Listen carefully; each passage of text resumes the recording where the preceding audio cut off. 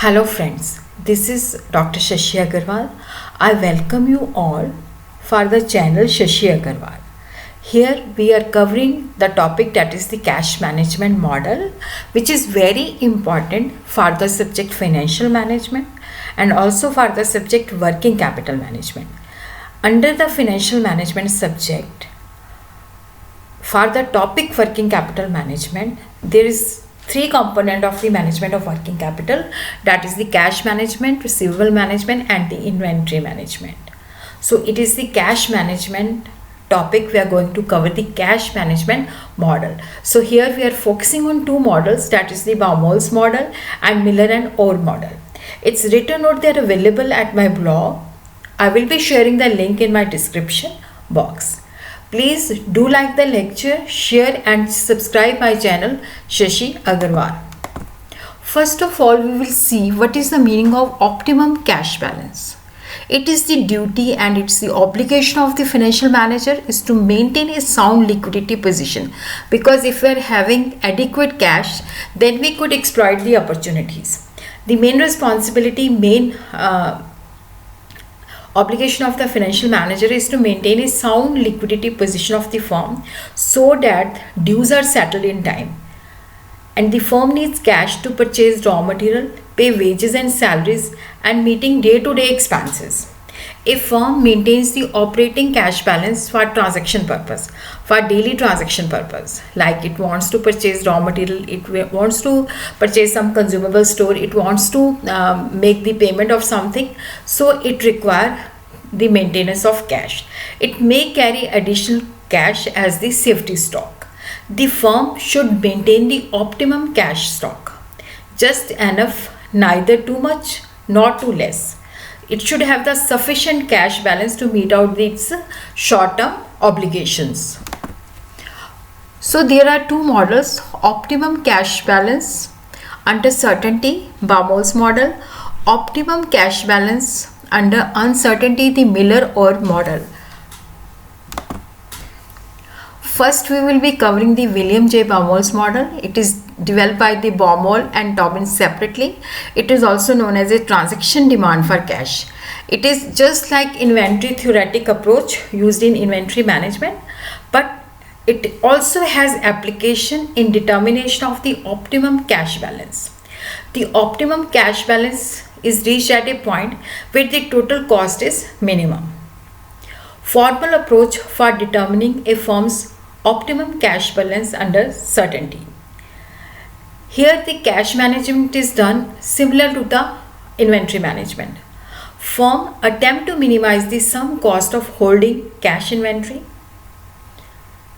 and the cost of converting marketable security to the cash. The theory tries to make a balance between the liquidity provided by the holding man, because here we have to take the decision how much cash we are going to held in the form of a cash, or how much cash we are going to held in the form of marketable securities. The theory relies on the trade-off between the liquidity provided by the holding money, the ability to carry out the transaction, because if we are having the cash, then we are able to meet our day-to-day expenses. The interest, definitely when we are keeping the cash in our hand in the form of cash, the interest sacrificed by holding one's asset in the form of non-interest bearing money. So we have to make a trade-off, because we are not going to keep all the assets in the form of cash, or we are not going to keep all the cash into the marketable securities. So we have to keep something balanced. The theory relies on the trade-off between the liquidity provided by the holding money, the ability to carry out the transaction, the interest sacrificed by holding one's asset in the form of non-interest bearing securities. These are the assumptions. The firm is able to forecast its cash need with certainty, because this is a certainty model. Here the firm is aware how much cash it requires every day. The firm is able to forecast its cash needs with certainty. The firm's cash payment occur uniformly over a period of time. The opportunity cost of holding cash. Opportunity cost means if we are holding the cash, definitely we are sacrificing the interest. So that is the opportunity cost. The opportunity cost of holding cash is known as, and it does not change over time, it is constant.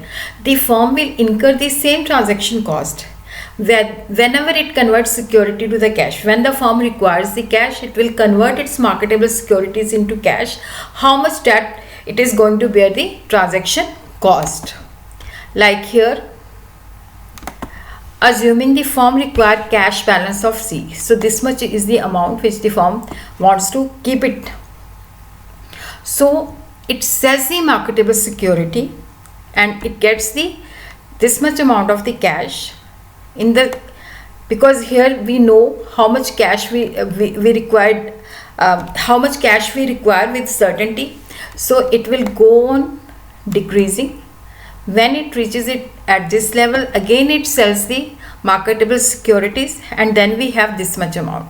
In the same manner, again the firm sells security, have C balance, and so the pattern continue over a time.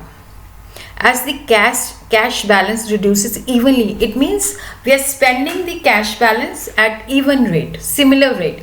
So here the average cash balance will be C divided total amount of cash divided by 2. Holding cost for keeping the cash balance, that is the opportunity cost, that is the return which we have sacrificed on the marketable security. Like I could invest in marketable security or I could invest with myself. I could keep it with myself. So when I'm not investing in the marketable security, definitely I'm sacrificing the interest which I could earn on by investing in marketable securities. So opportunity cost is K, small k. Then the firm's holding cost for maintaining an average cash balance will be like this, K multiplied by the average cash balance. And firm incurs a transaction cost when it keeps the money in the form of marketable securities. When the firm requires the cash, then it is going to convert the marketable securities into the cash. So total number of transactions during the year will be T and it will be divided by C. So the transaction cost will be T divided by C. If the transaction cost per transaction is C, then the transaction cost will be equal to C, T divided by C. So the total cost will be equal to the holding cost plus the transaction cost. Holding cost increase as demand for cash increases, but transaction cost reduce because when we are having more cash with ourselves, then there is no need to convert the mark because we are not keeping in marketable securities. So the transaction will be less. So we have to keep a balance between the holding and the transaction cost. It is just like economic order quantity. Here this is the total cost and this is the level where the holding cost and the transaction cost, they are minimum. This much amount we have to keep with ourselves.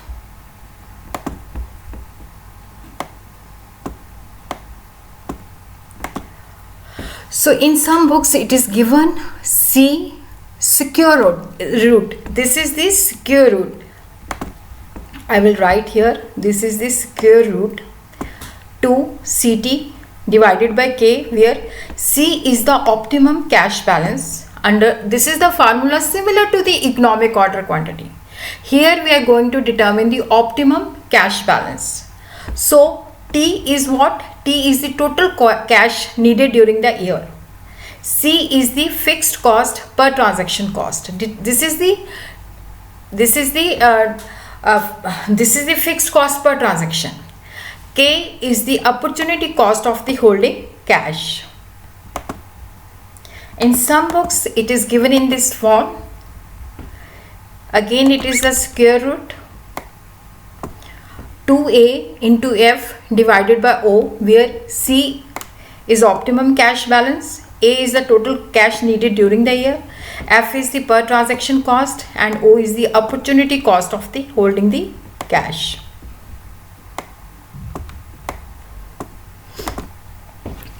Annual requirement cash is 10 lakh. Fixed conversion cost is rupees 1000. That is when we are going to convert the marketable security into cash. Then per transaction the rate is 1000.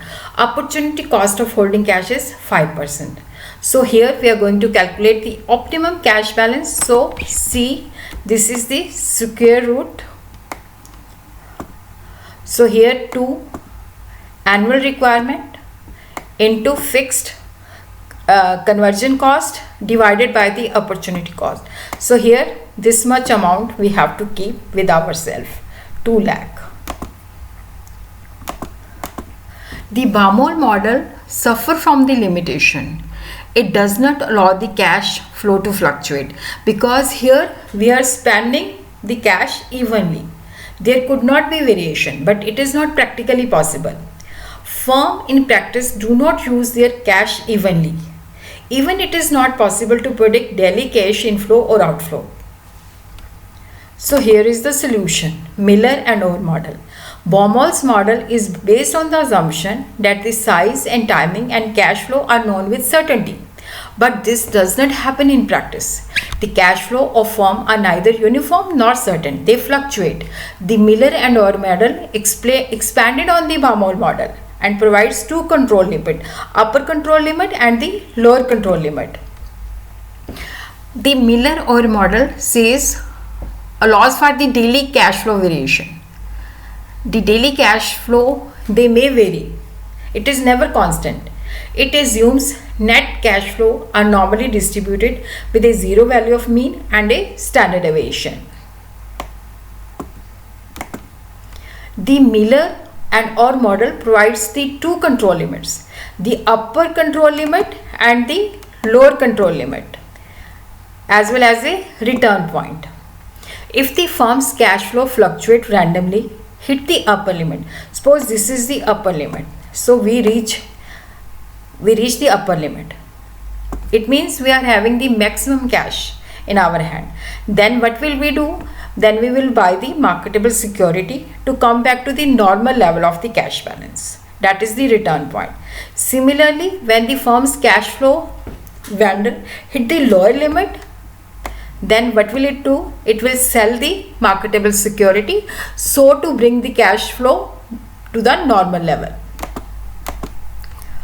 Here we are going to understand with this example, because this is the, here we take the cash, here we take the time. So this is the lower limit and this is the return point. Here we are reaching at the maximum, so here we are going to purchase. Obviously we will come to the return point. Here if we are going to reach at the lower limit, then we are going to sell, and then we are going to reach the upper limit, and then we will do again sale. Then we will reach to the return point, because every time we try to keep it normal cash balance. If we are reaching the upper limit, then we are going to purchase. If we are going to touch the lower limit, then we are going to sell. So we should have the normal cash balance every time. So this is the formula. Z is equal to 3 by 4 into the transaction cost into the variance of cash flow divided by the interest rate, and that is the 1 by 3. Return point is equal to the lower limit plus spread Z divided by 3. Variance of cash flow is equal to square to the standard deviation.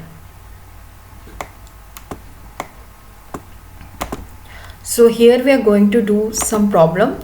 A company has a policy of maintaining a minimum cash balance of rupees 1 lakh. The standard deviation is 10,000.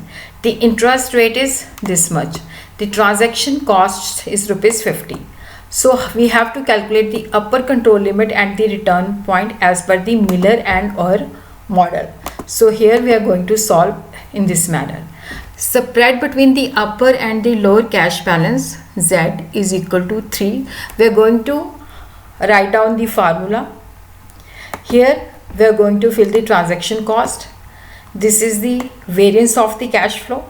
because if the standard deviation is given, then we could make the square of that will be variance divided by the interest rate, and this manner we are going to calculate the z. The upper control limit is equal to this much and the return point is equal to this much. By applying the formula, we could solve this question.